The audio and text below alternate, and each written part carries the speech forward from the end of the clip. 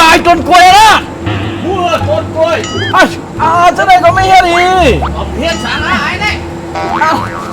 ได้กวนไหมดู กวนก็ได้เฮ็ด กวนต้องยุบนะนะ กวนนี่ต้องอยู่เว้ยมั่วอยู่เว้ยน้องไหน ไอ้จนกล้วยนี่ฮักเอา เอาไหนเอาเพี้ยนอันไหนเอาเพี้ยนอันไหนไม่พูดว่าไงอ่ะมาเฮ็ดอยู่มั่วอะไรมาเฮ็ด ไม่เหลี่ยมใช่ไหมตั้งเมียกับอยู่ห้อง ไทยด้านว่าเมย์อยู่ห้อง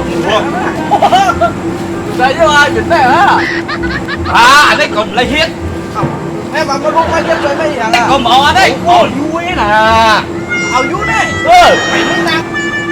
นั่นเอายุมันเอาให้ไหนก็ละเฮ็ดอันนี้เมย์ก็ลาดว่าเอามาอยู่ไว้ว่ะคือมาทีมได้หน่อย ลองเอายุเลยนะที่ไหนไม่โอบเธอได้ทางกล้ามนุ๊ก ได้ ไปสั่งกล้ามอี อันนี้ก็ละเฮ็ดมาไกลเมย์ก็มาติดดาไหมมันถาม มาอยู่มันได้ไหม เพียงมาวนมาเหรอเล่นเล่นว่ามือเล่นเลยก็เล่นไอ้เล่นไหนเอายูว้า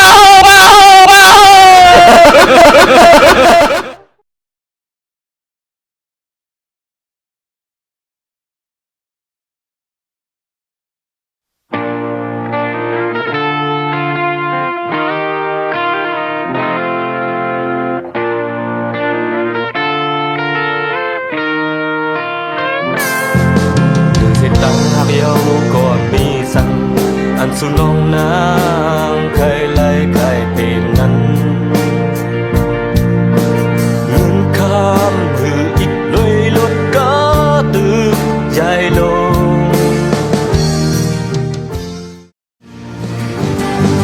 เมื่อใส่เส้นตางใส่ยางไป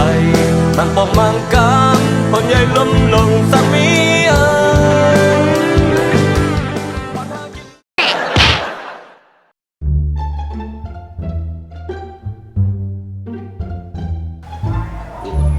อย่าชัก